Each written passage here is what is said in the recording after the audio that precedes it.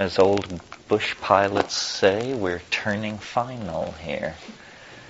The thing last night, as I said at the beginning, but it may have been lost in the shuffle, is a kind of indulgence to me because it's a completely original idea, and like all original ideas, it runs a strong risk of being just simply wrong.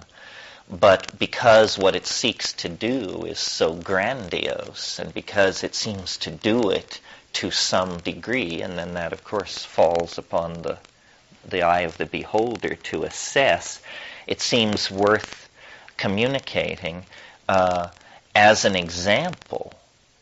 If you don't choose to believe it or take it to your heart, then as an example, what it can function for you as is a picture of the sorts of ideas that are out there, the kinds of insights that we can draw out.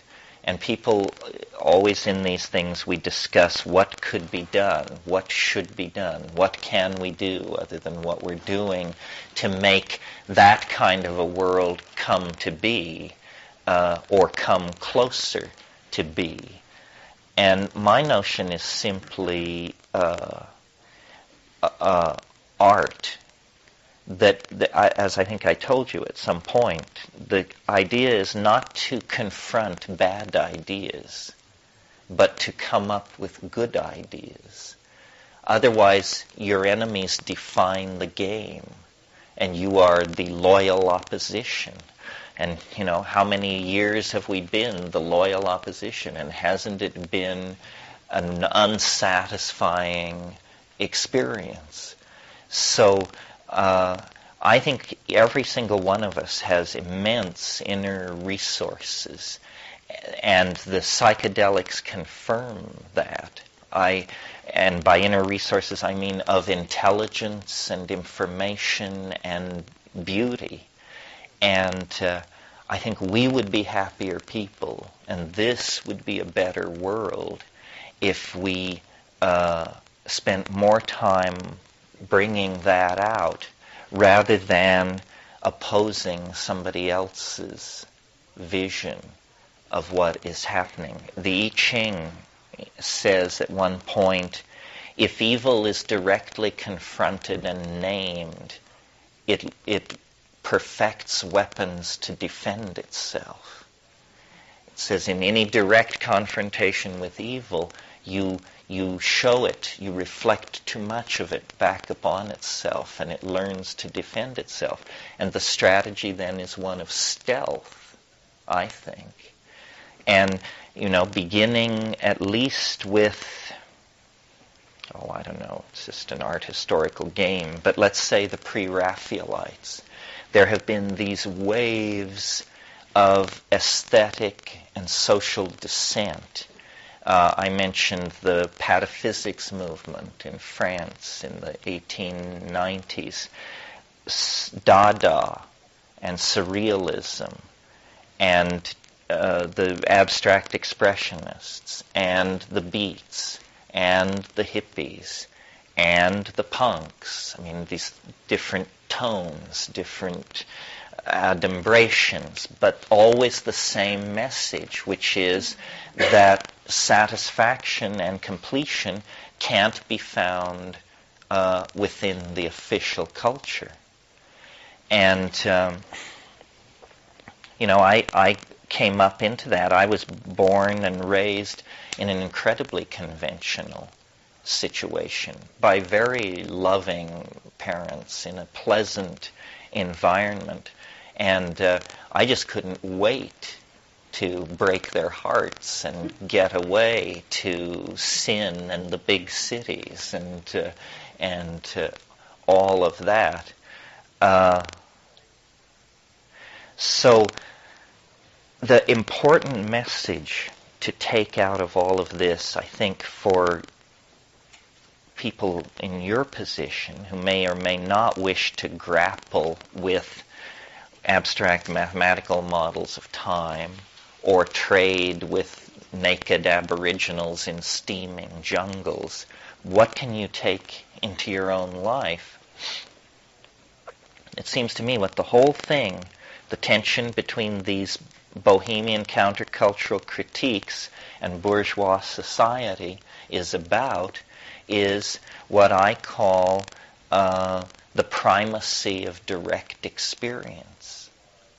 You know, if you are inside a Christian world, or a capitalist world, or a Jewish world, or a Republican world, or a democratic world, these are worlds of ideas. These are ideas. And we can live by ideas, but we can't live by ideas alone. It creates megalomania. It creates unbalance. It creates a grotesque parody of what life is supposed to be about. And what life, I think, is supposed to be about is the reclamation of the primacy of direct experience. And that means sex and psychedelics and dancing and conversation and good eating and lots of exercise and travel and attention to what Wittgenstein called the present at hand. The present at hand, meaning what you can reach is what's real. And everything else, becomes progressively more hypothetical, more abstract. Anticipating Wittgenstein talking about our reach, William Blake said, "Attend the minute particulars." This was his advice for life. Attend the minute particulars. Well, that's good 18th century prose for pay attention to the details. Keep your eye on the ball. The nexus of mystery and of being and the theater of our drama of redemption is the body. The body. And we have been thoroughly weirded out on the subject of the body because we have been the inheritors of a very complex, head-oriented, abstraction-devoted social system, cultural theory. But we see the consequences of not feeling all around us. I mean, the toxification of the earth, the toleration of overpopulation, and the institutions that promote it is all achieved through a deadening of feeling. If we could feel what we are doing to the earth, to the elderly, to the young, to racial and social minorities, if we could feel the agony of what we do, we would stop doing it. But we have what we call reasons for why it is the way it is. Arguments, theories, blame, it's somebody else's fault, or the poor are always with us, or something else.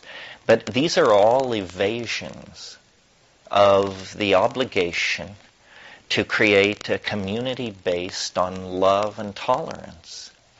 Hardly a radical notion, and yet incredibly difficult to bring into existence. And, perhaps the world will transform itself in 2012, and we need have no further concern about all these things. But perhaps not.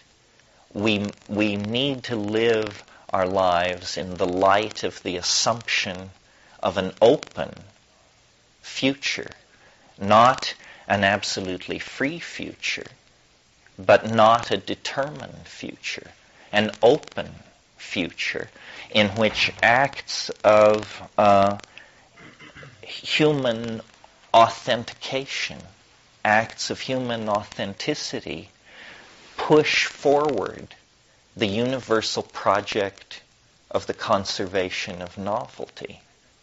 Martin Heidegger, the German metaphysician, the way he got it together was he said what life is for is what he called care for the project of being.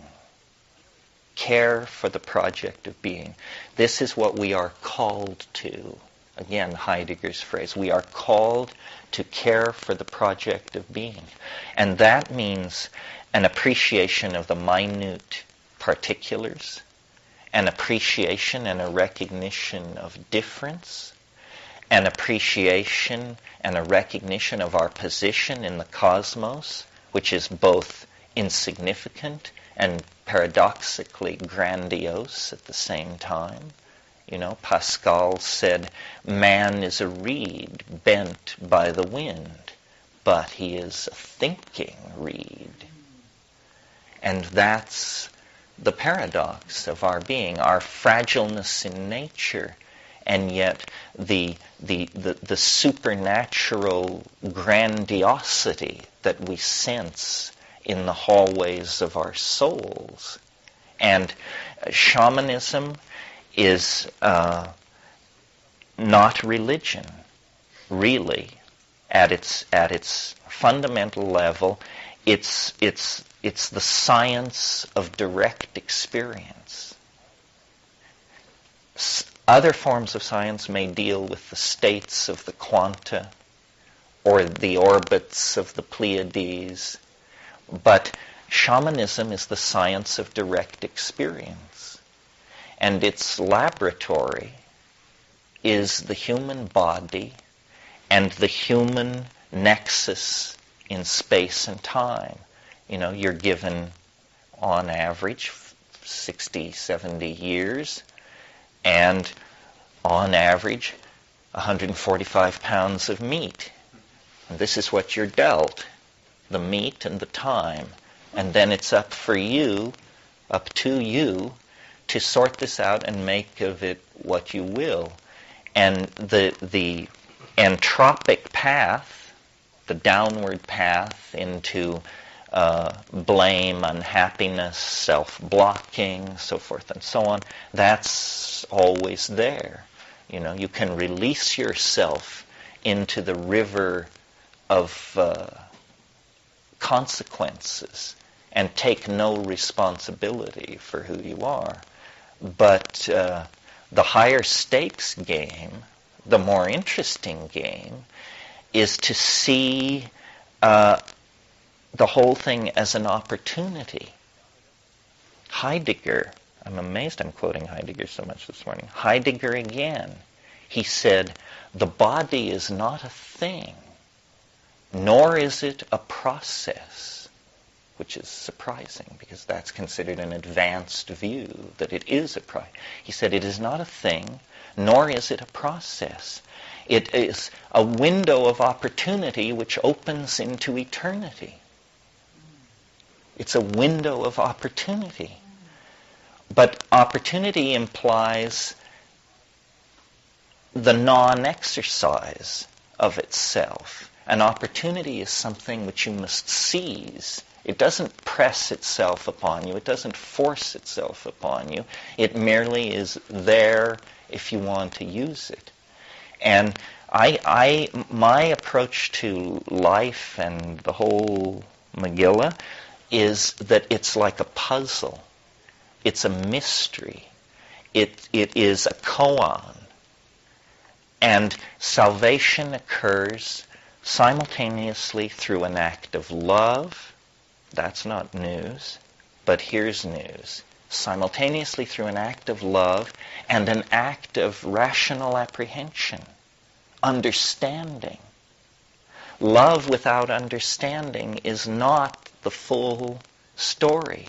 Real love requires understanding. Rational apprehension is a kind of penetration of the beloved person, nation, ecosystem, whatever the beloved is. Understanding is the higher dispensation. And these psychedelics, which, you know, in the 60s and 50s were simply called consciousness expanding drugs, good old phenomenological description. If there's an iota of possibility, that they expand consciousness, then we must put our attention on this area, because it is the absence of consciousness that is making our situation so very uncomfortable. People going for the fast buck, people elbowing their neighbor and their neighbor's concerns out of the way, trampling over each other. Low consciousness activity is the problem. And as concerned people, as intelligent people, as people of wealth and leisure, and you may think you're scraping bottom, but the lowest among us here is still in the upper 5% of the elites of this planet, because you just don't get here any other way. So upon us devolves a certain responsibility, not only for ourselves, but, the average human being on this planet is a 23-year-old black woman with 2 children. A certain responsibility toward that concrescence of the human experience. So the thing I just want to leave you with is that though this has been very heady and egg-heady, which is how I am, we have talked ideas, but we have not laid out a method or a dogma or a program. There's nothing to sign up for. There's no higher level of initiation if you give me $1,500 or anything like that. What we have been celebrating here is an experience. And we haven't had the experience. We've just talked about it and analyzed it and anticipated it. But it is there to be had, out there in nature, with nothing between you and it. To steal from Van Morrison, no guru, no method, no teacher. Just you and me and Mother Nature in the garden, wet with rain. And you may choose to hear this message, and then life will continue for you as it has with the tools you have in your toolkit. Or you can choose to go out there and meet it. But it's not an easy path, because it's the real path. And the fear is real, and the risk is real, and the reward is real. It's beyond hype, which is for us almost unimaginable, because everything comes clothed in flamboyant self-anticipation. And it's, in a sense, a secret, and yet paradoxically, a secret which can be freely told of, as we've told of it here. But the human mind has an incredible capacity to turn away from challenge, opportunity, risk. So what I want to remind you is that we only circled around the mystery. We used our intellectual flashlights. We saw glimpses of it. But the real meat of this path is, alone in silent darkness on 5 grams or something. Plotinus, the great Neoplatonist philosopher of the Byzantine Empire, and a great mystic, spoke of the mystical apotheosis as the flight of the alone to the alone. And I've always thought that was an excellent program for how to meet the psychedelic experience. It is a mystery. It is not an unsolved problem. It's a true mystery.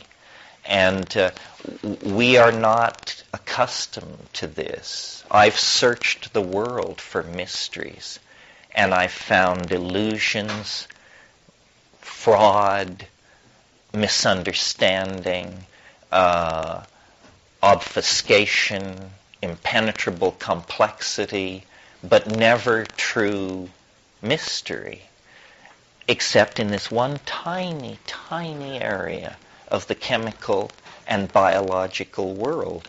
And there, I guess because, in the greater plan, everything must exist, and so, therefore, must magic. But the doorway to it, the doorway into that world, is a very confined spot in the vast data field of this world. And you could miss it. Although I'm doing my best to make sure that that doesn't happen.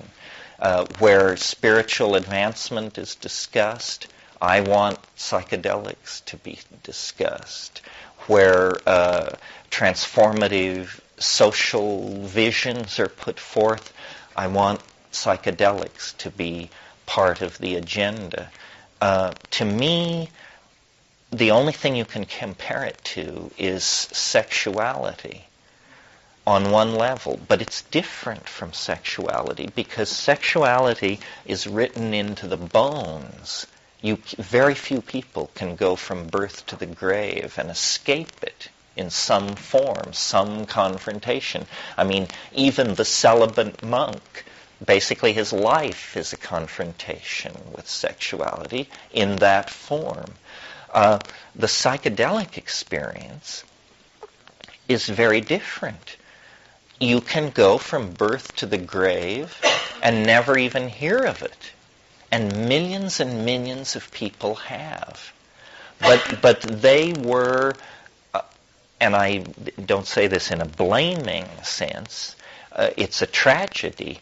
They were infantilized by their circumstances in time and space. They never experienced that dimension of freedom. It's like having an automobile, and you drive it around and it seems to work fine, but there's this button on the dashboard, and you never investigate to find out, what it does, what it is. And there is in us this switch, which can only be thrown by forming, until the era of modern science, very recently, could only be thrown by forming a relationship with a plant, with an entirely different order of being. And when that switch is thrown, this entire other dimension of humanness is revealed. And it is you can tell, even if you've never been there, from the excited testimony, hysterical denunciations, and passionate defenses, that it is an area charged with meaning for the human experience. So I hope that this get-together inspires you to go further and go deeper. I think that there's no other game in town. Doing art without this in your experience is essentially like trying to do art without good light. Trying to live a life without the illumination of this experience is a far more difficult thing, because what do you have to guide you? The secular faiths, the religious faiths, and the obvious confusion that both have spread in their wake. Sexuality is a path to a kind of authenticity, but it has to be negotiated with another human being in a very careful and subtle dance of energy. This is not like that. This is something where there is a subtle dance of energy, but it's not with another human being. It's with, and then you can either think of it as a mushroom, or God, or the universe itself, or Gaia. It will take all those projections. with equal ease. So somehow, each of you from different pasts and with different futures have come through this place where we were all cotangent for 4 days. And if you are not a psychedelic person, and you, through the fact of having been here, become one, then you will look back on this weekend as a primary turning point in your process of simply growing and growing up. And for those of, if that happens to you, that is the satisfaction of my work. As I say, I don't think of myself as a guru. I think of myself as a doorman. And I'm very happy to see people pass in to the 4-star experience that lies through the fogged and etched glass. And that's really all I have to say. I'll entertain loose end questions, or if anybody wants to say anything, or whatever needs to be done now, we can do it. But thank you very, very much, and I look forward to seeing you all downstream, some sooner, some later, eventually at the general judgment, whether it occurs in 2012 or on some more extended scale, we will all stand in the same place. Yeah. I had asked you once to give me your definition of the soul. I've heard many people try to define it, and I'd just like to hear your definition. Yeah, well, it's a complicated thing. It has a long history, because there's the idea of spirit is in there, and so is the idea of intellect. And these spirit, soul, intellect, various philosophies have moved them around. I think of the soul as a kind of, well, you know how I think we can assume that we all have a pancreas, but probably no one here has ever seen their pancreas. Well, that's because it's in a place, it's in a dimension that's rarely revealed, i.e. within the confines of the tissue of your body. I think of the soul as a hyper-dimensional organ.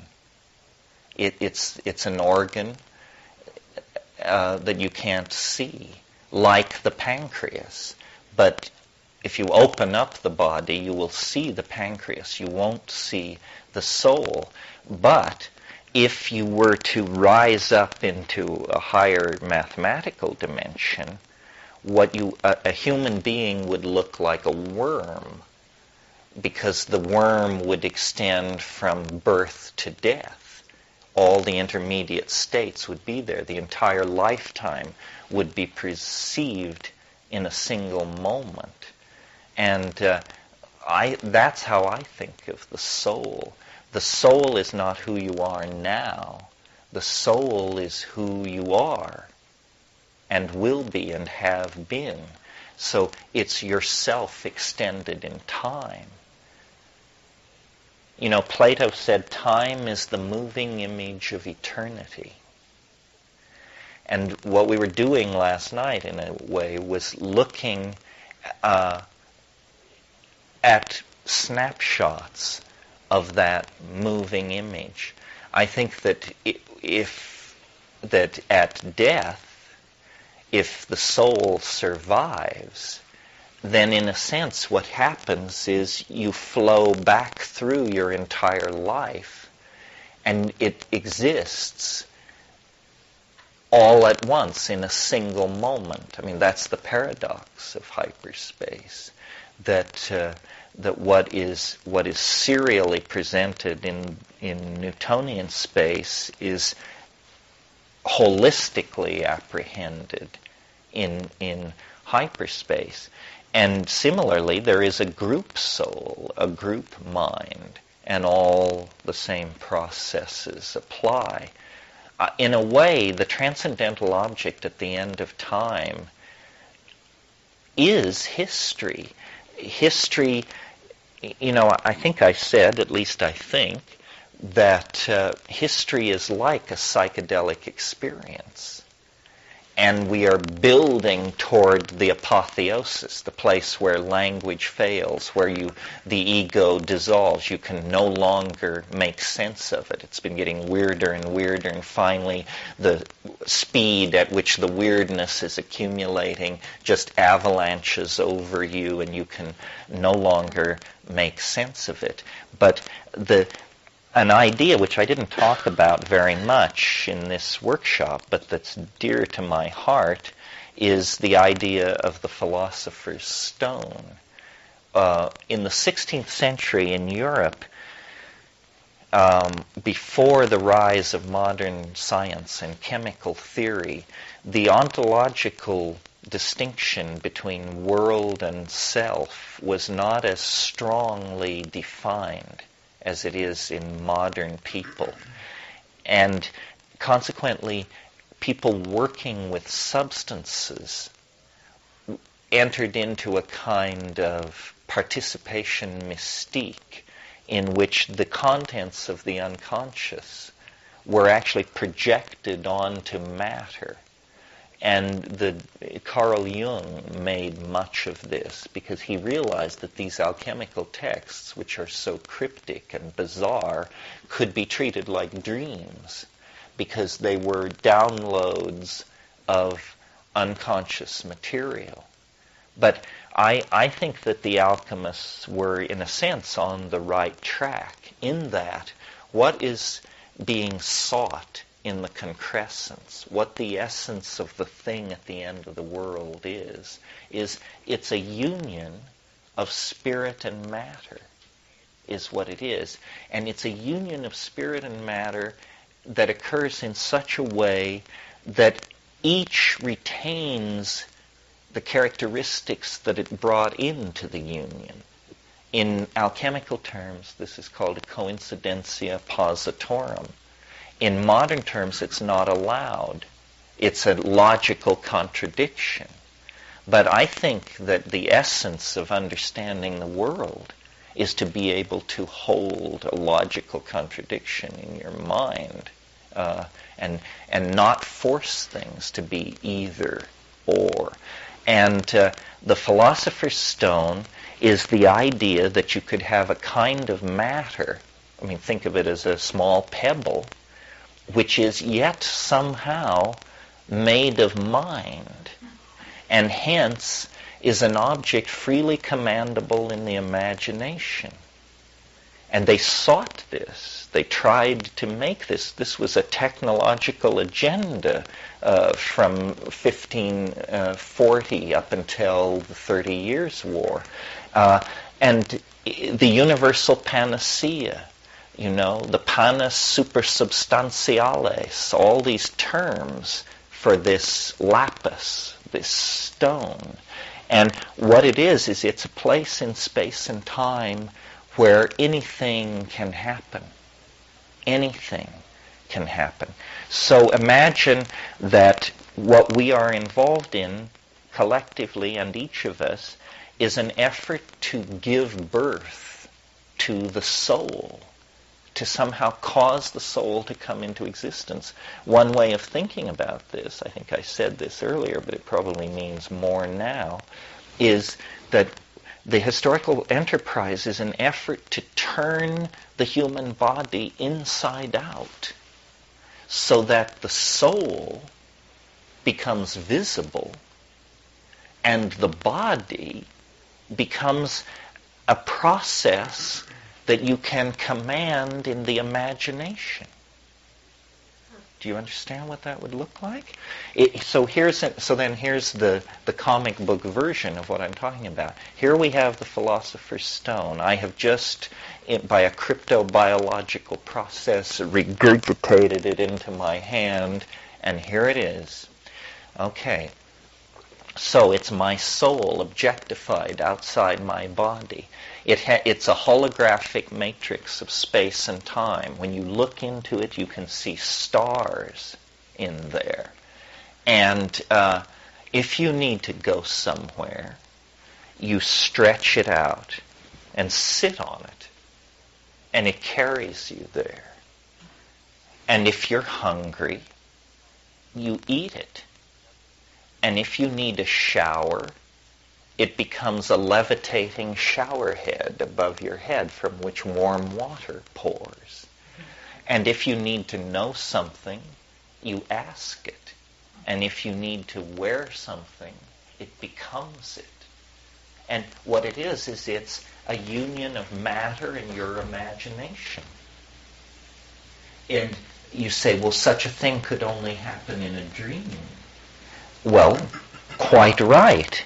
I think we may be headed into a dream, either the after-death dream or the nano-cyber-technological dream or the pharmaco-shamanic dream.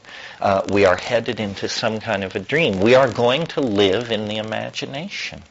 And the imagination is the domain of the soul. I mean, I'm not kidding. We are going to live in the imagination. It will cease to be metaphor. It will become real estate. That's how real the imagination is going to be. And it may be virtual reality, pharmacological reality, after-death reality, nanotech reality. We'll find a way. We will find a way. Because I think that this union of spirit and matter is an agenda in the human program that runs very, very deep. This is why we spoke for the first time. Language is a union of spirit and matter. The spirit of the thinking mind and the very ephemeral matter of the air, which can carry an acoustical signal. The Word is on its way to becoming flesh. Wasn't that the promise? And similarly, the flesh is on its way to becoming Word. That's what all that raving is all about. The language is a partial condensation of the philosopher's stone. So is a 747. It will carry you places. All technology is the effort to create ultimately the ultimate tool. The ultimate tool. And what can the ultimate tool do? And what is the ultimate tool for? The ultimate tool can do anything. Obviously, that's what the ultimate tool is. Well, now it's very interesting that we have arrived in the last 40 years or so into the realm of the cybernetic machine, because it has a different ontos than previous tools. I don't know how much you know about computers, but think of what all a computer is. Even the most sophisticated of computers is an enormous set of switches. And so here you have a machine with 50 million switches. Set the switches one way, and it will predict the weather. Set the switches another way, and it will give you a hell of a chess game. Set the switches another way, and it will balance your checkbook. The computer begins to look like the crudest approximation of the union of spirit and matter. And look at it. There it is. Gallium arsenide, silicon, gold, platinum. But what is flowing through it? Electrons. But these electrons flow according to the architectonic plans of thought. It's thought that flows in the computer, not its thought, our thought. We tell it what to think, and it thinks it. And as the computer shrinks, and as the data storage increases, more and more spirit is being stored in less and less matter. And, we talked about virtual reality, we talked about implants that could create dream states, or maybe we didn't, but it was on my mind. All of these things. And so I think, that through technology, we are taking our oldest intuitions, call it the intuition of the dream time, and creating it so that it is real. And the alchemical union, which was abandoned by early modern science, actually will reemerge as a reasonable scientific endeavor once the new sciences of information theory and chaos theory and complexity theory and so forth and so on are put in place. We are in a position to create the philosopher's stone. And, it will not only carry you through space, it will carry you through time. I think that's what's going on at 2012. That technology, which appears to be just a secular concern of capitalism and scientific R&D, is in fact a sacred calling. And that the purpose of it is to mirror the mind of human beings through the perfection of the tool. And that the perfect tool, when it arrives, will end the historical process, which was the tool-making process. And it will end it by virtue of the fact that, among other features, the philosopher's stone allows you to move through time. And that's why that graph comes down to that place in 2012 and then can't be propagated any further, because it's a picture of a serial, linear society unfolding.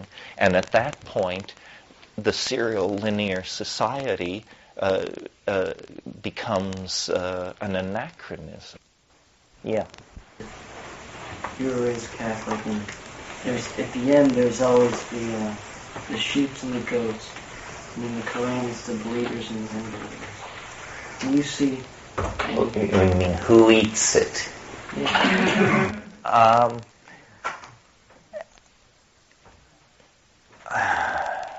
Well, I have two impulses here. One is to say nobody eats it. That's just a bad fairy tale. But a lot of people, this is something that sometimes brings people clawing their way out of their seats to get at me. But it goes back to what I said earlier.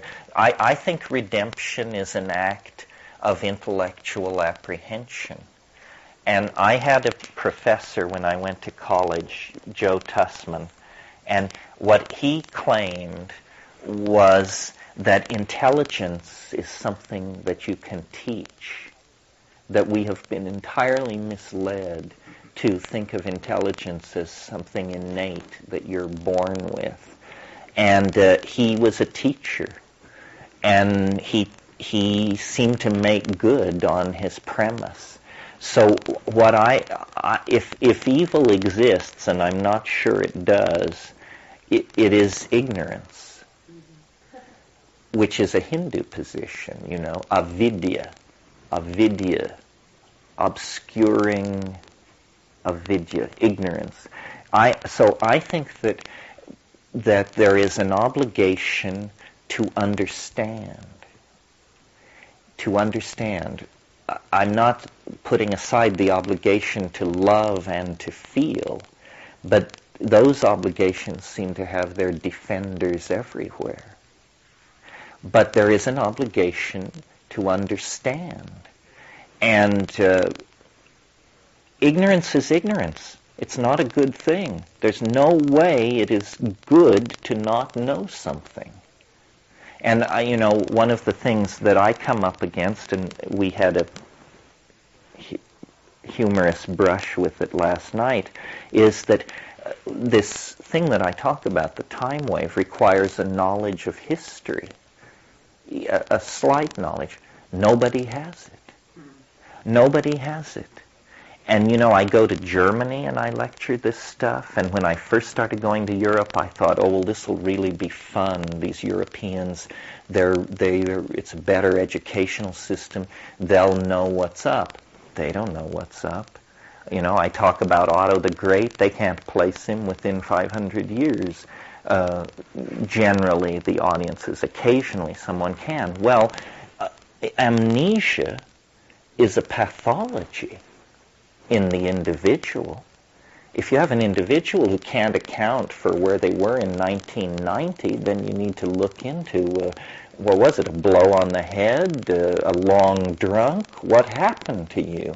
And yet in ourselves we accept this weird historyless thing. And it's going to bite us in the ass. It's a cliche to say those who don't learn from history are bound to repeat it. But that's all very fine if you're running around throwing spears and pulling catapults around. But if you have atom bombs, you can't be so stupid.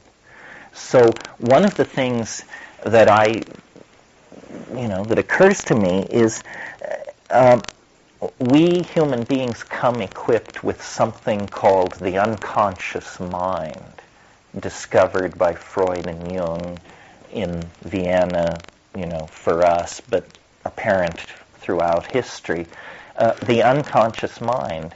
And part of this technological and historical crisis that we're in has to do with the fact that we can no longer afford this luxury.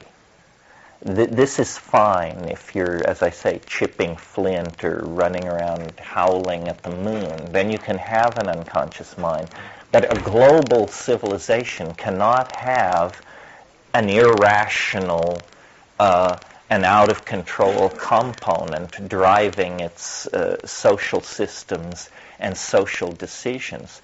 So part of what we all have to do is get smarter. And psychedelics, consciousness-expanding drugs, expand consciousness. And so do these technologies. And I think I said to you the little joke about how a computer is simply a drug that you can't swallow. In the future, that won't be true. I mean, the computers of the future will be the size of double-aught capsules, or smaller, and they probably will be taken internally and just insert themselves in your tissue and grow gold fibers into your brain systems and interact with you. Well, now, are we talking about a drug or a machine? And the answer is that biology is very machine-like at the microphysical level. The genes are being read, the ribosomes are connecting the proteins together. The whole thing looks rather like a factory of moving mechanical parts. But the databases that are being created and the protocols for moving through them are permission to a new level of intelligence. The internet, I find, truly awesome. I mean, when you get in there, I start out from my home in Occidental, and then I ask a question, which requires that the internet access the main computer at Shibuya University in southern Tokyo. We're there. If I'm not paying attention, I don't even realize that we are now talking to the university computer there. But then we need a certain image of a certain painting. Well, it turns on, it's online in a database at the Hermitage in St. Petersburg. We're there. And in a session, you may move around the world 10 times. I have an automatic system on my computer at home that goes on in the middle of the night. And has a series of key words programmed into it, things I'm interested in, and in the quiet hours of the night, my computer moves from one university data system to another, looking for files and downloading them into my system so that when I get up in the morning, I have these files on screen. I mean, I'm interested in a dying cult in Iran, a religion that's existed for a very long time but is now down to a few hundred people. Well, there's a scholar in Leipzig who is interested in this. There are some people at the UN. We carry on a little interest group. And there are even real Mandayans in our interest group, actual members of this dying religion. It's a special concern of mine, and I'm fairly confident I'm connected up to 90% of the people in the world who care about this, because so few do care. So you build these interest groups. You can expand your eccentricity. It's a tremendous permission for eccentricity and community, because you find the other eccentrics who are into the same weird subset of knowledge that you are. And then the other thing is general knowledge is much more accessible and available. You know, schools have not changed essentially in 200 years. And yet education is the thing which allows us to be democratic societies and to control our industrial policies and make informed decisions. Think of the change that has occurred in society in those 200 years, and people are still going to the little red schoolhouse and sitting at their desks. And I mean, yes, we have playgroup and, you know, indirect lighting, but hardly the revolution that we're looking for. Anything else? I'm just rambling here. Yes. In terms of language in this internet, is it everybody speaks English? Basically. I mean that's basically it, and that will be but I think that's necessary. And English is clearly at this point, for historical reasons, the richest language in the world. I mean, because it has so many technical subsets and geographical subsets. I mean, you know, England alone, you move through linguistic zones and you can't understand what people are saying, and neither can the Londoners with you, for that matter. And then, you know, you go to India, where Hinglish is spoken widely, and that's a whole experience.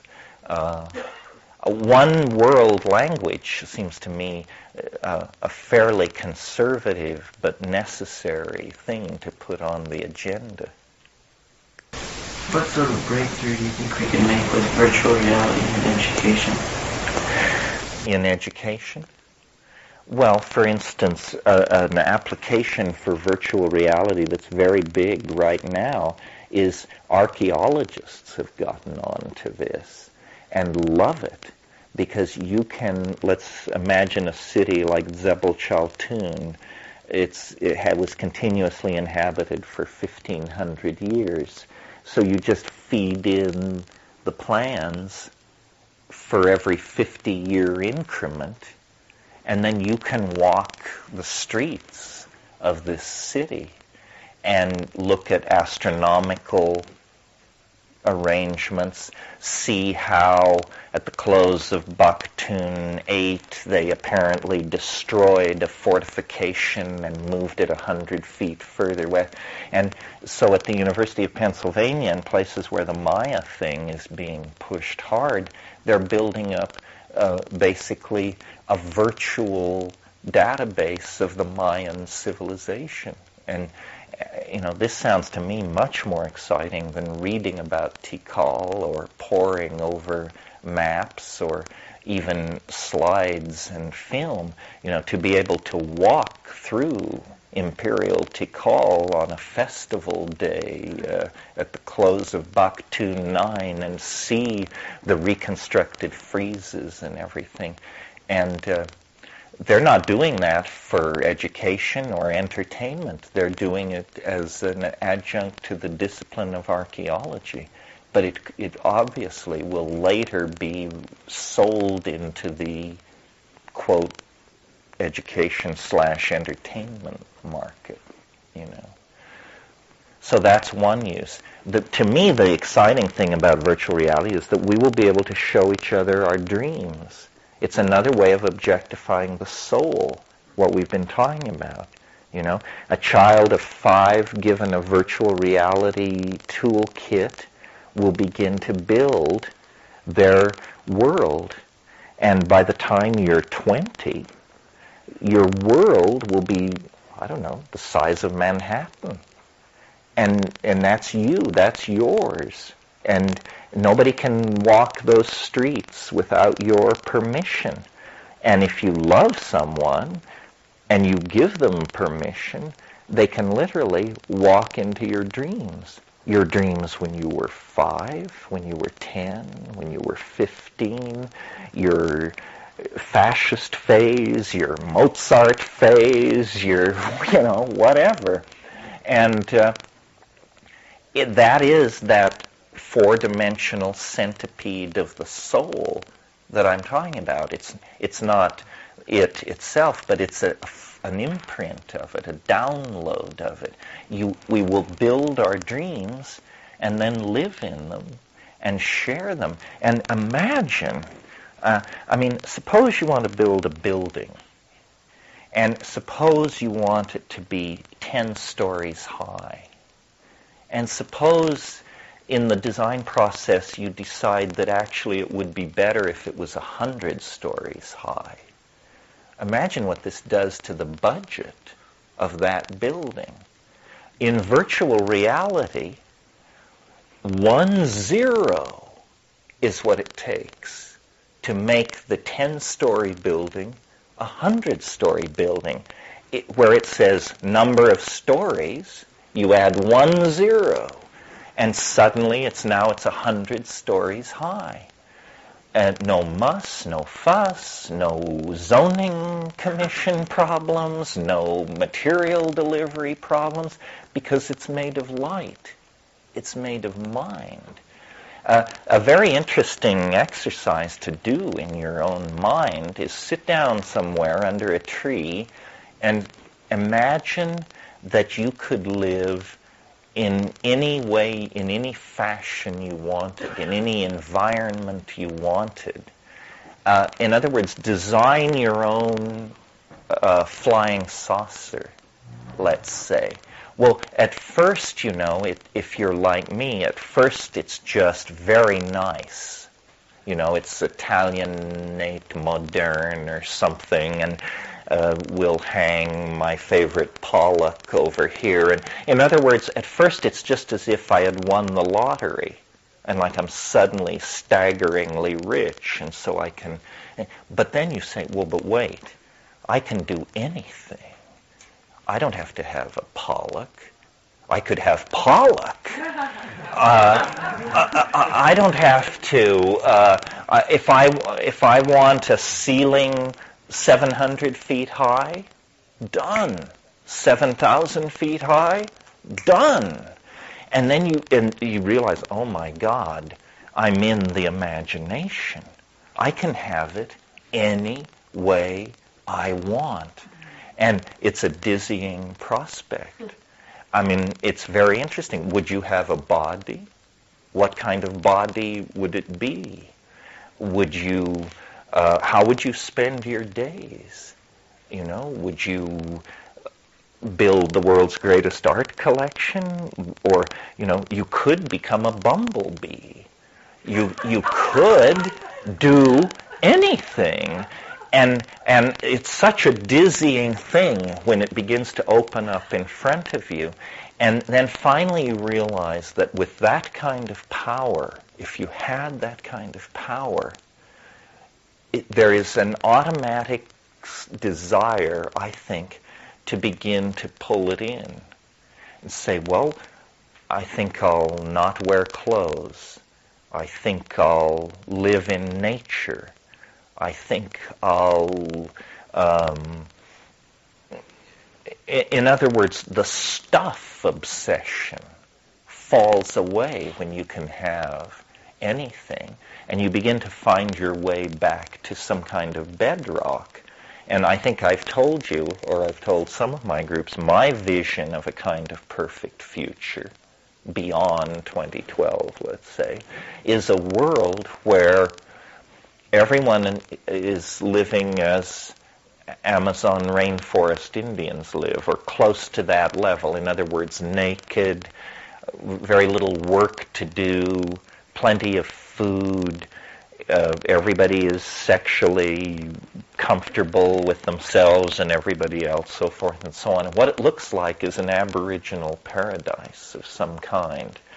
But if you displace yourself from the point of view of an exterior observer and step into the body of one of these people in this world, you discover that when you close your eyes, there are menus hanging in space.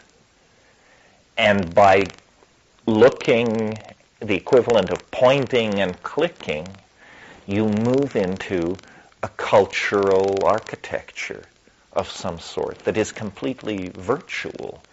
And that's where people spend a lot of their time. This could be done. I mean, this will be done. We do it already, except that the interface, as they say, is very clumsy. You know, you have to sit in an orthopedic chair and stare at a flickering phosphorescent screen. But these are all just technical details to be worked out. So I think that that this idea of a neo-archaism, an archaic revival, will end with an aboriginal exterior in dynamic balance with a reconstituted earth, but that the interior horizon of transcendence will be a virtual cultural landscape that will be wilder than Blade Runner, more dynamic than Dune, more anything than anything that you can imagine. And we will be living then in the imagination and yet celebrating the body in three-dimensional space. And history will be over then. And we will understand what it means to have history be over, because we will be living the way people lived before the first furrow was plowed. You said earlier that part of, I guess, the mystical quest is love, and then you said you want to emphasize that it's also understanding. Right. And I'm just having a lot of trouble incorporating that love in this realm of the imagination. I see myself, if I can have anything I want, first thing that kicks in is greed, and then maybe what happens is I let go of that, and I don't need things anymore, like you said. But I still can't incorporate it just and imagine this whole thing where whatever love is would fit in. Well, love is not a dimensioned constant, as they say. In other words, I think the love you carry in, I think we're pretty well wired for love, or we wouldn't have gotten this far. I mean, it's been hell for the last 5 million years. There's been a lot of upheaval, a lot of burying of miscarriages and small infants near the caved front and that sort of thing. Love springs from biology, and we are fully biologically empowered beings. The love that springs from understanding is the intimacy that comes from penetration of another point of view. I mean, the vocabulary is necessarily sexual, but I think of love as a solvent. It really penetrates any situation. It just washes through and touches all levels of a situation. It may be the unique complement that we bring to this mix. Our machines may think faster, image better, so forth and so on. But love seems to actually be the thumbprint of divinity upon our biology, because it doesn't seem necessary. Even sexuality is not particularly necessary in its intensely emotionally realized form. There are fish where the female lays the eggs and an hour later the male swims over them and ejaculates. Well, what kind of community is based on this kind of intimacy? It may not even enter these fish's minds that there is a relationship. In other words, the female lays eggs, the male ejaculates, that no member of that species may have ever put together the fact that these things somehow have a causal relationship. Yeah.